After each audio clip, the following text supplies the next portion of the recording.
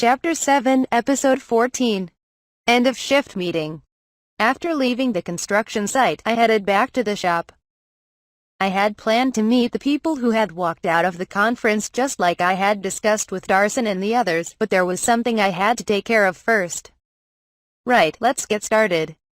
The 7 helpers from the Dukes had gathered at the shop office where we were going to catch each other up on the day's progress before Darson and company would arrive. That being said, we were at the construction site that morning, and the only ones who weren't with me after that were the 3 maids. Libiola, the ape beastkin, seemed to have her eye on me. May I speak for the maids?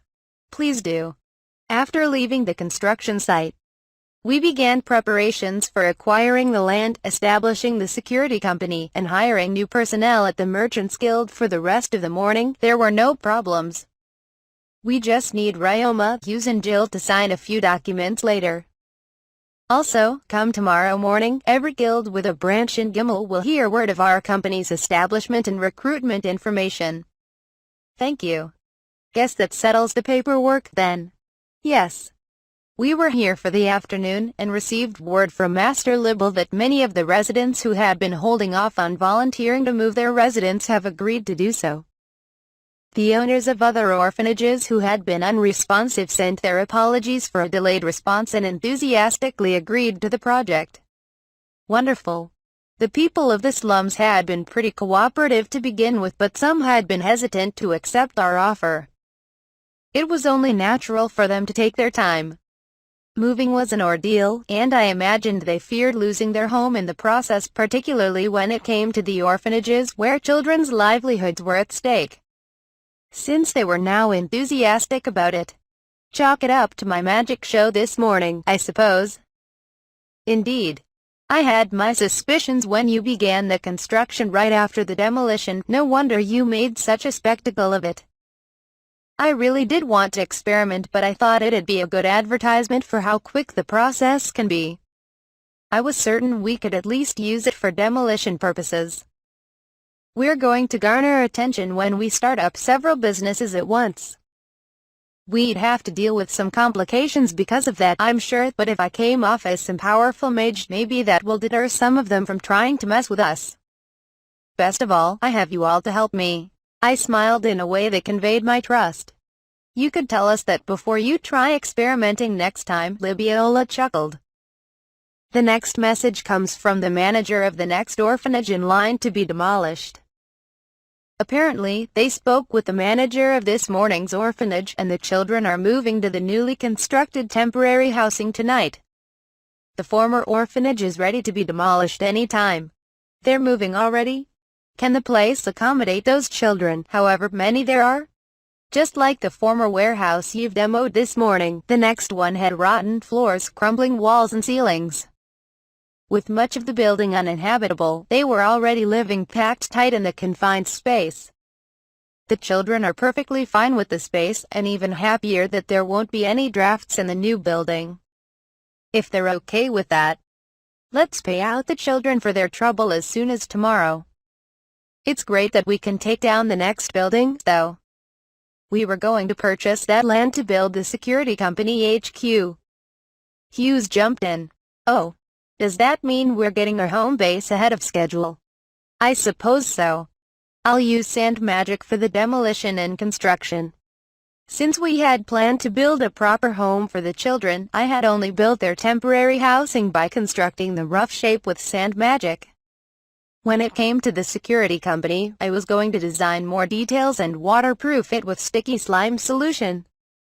This would double as an opportunity to observe the short-term effects of waterproof coating or paint on my sand magic buildings. Hughes, Jill, Zeph, Camille.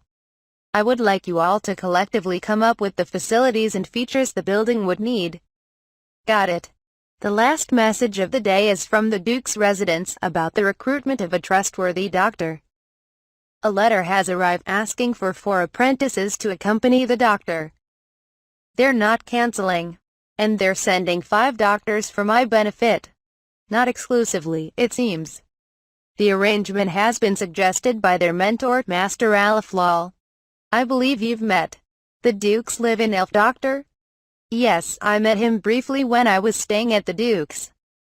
He gave me advice on the magic recovery potion for Ox. That must explain it, then.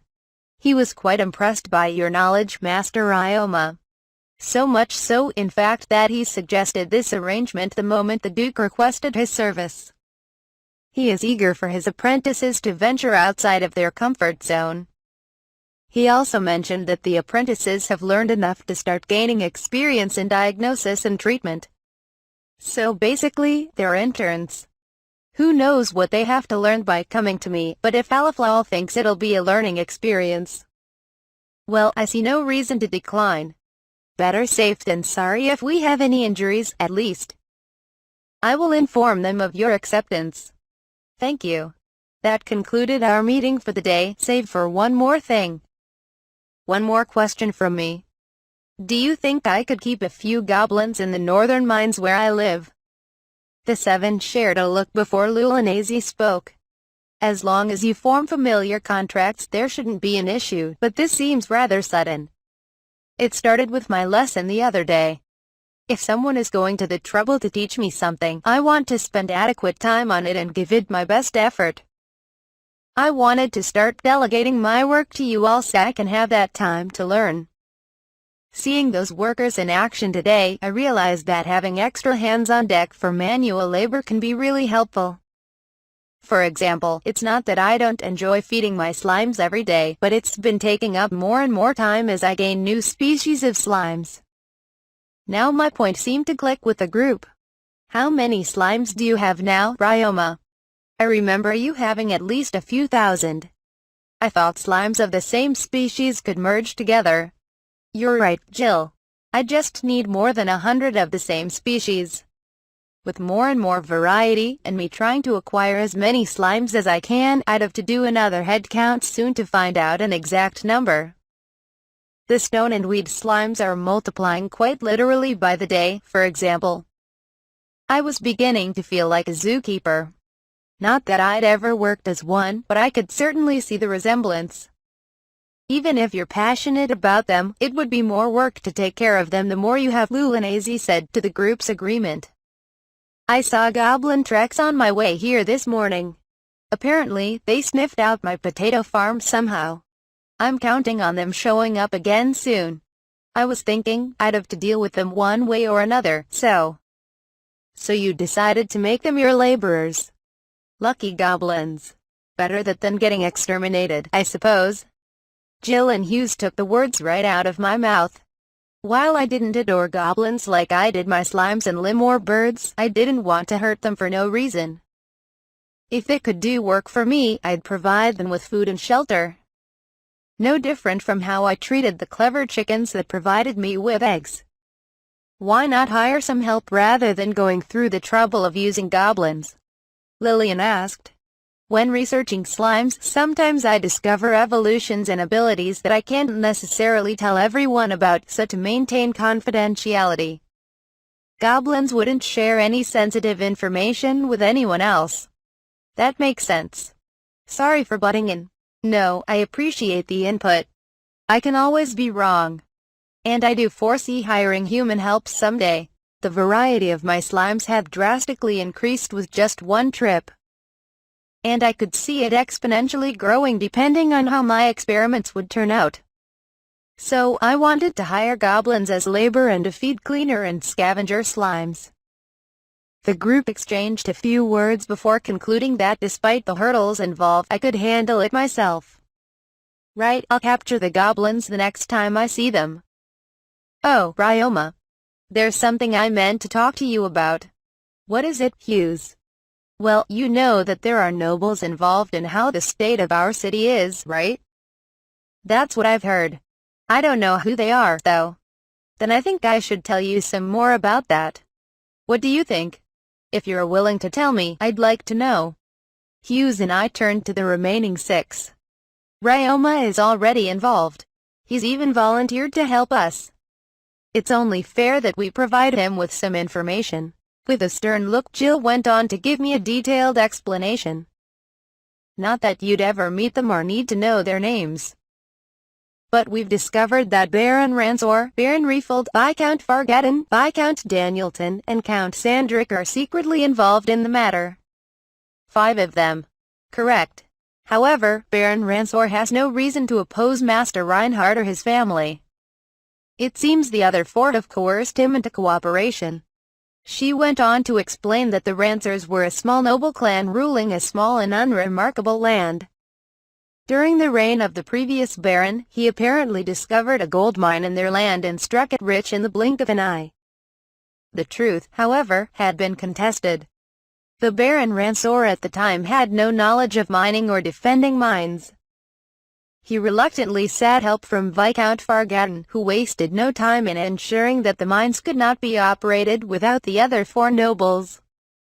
Baron Ransor appears well off because of the gold mine. He sends copious amounts of money and gifts to the other 4 nobles under the table. Somehow, he is both the sponsor and the lowest rung, slaving away for the other 4. Enemy or not, I rather pity this Baron Ransor character. Don't worry. Master Reinhardt is trying to detach the Ransors from the rest of them, cutting off their finances. I've heard we have plenty of ammunition to execute that plan. While Baron Ransor is partially responsible, Master Reinhardt has stated that since the Baron was coerced, he would settle the matter with the Ransors by means of financial restitution. He will even offer to help run the mines instead of those other nobles. I see. Reinhardt's ready to take over the position of the other 4 houses. I didn't mean for the whole Reinhardt house to join me. With Darson and company approached, we put a pin in this conversation. The Reinhardts will make their move during the year-end high society ball. With a loss in their financial resources, they won't be able to do much. We just have to make it until then. A goal. Couldn't have asked for anything better.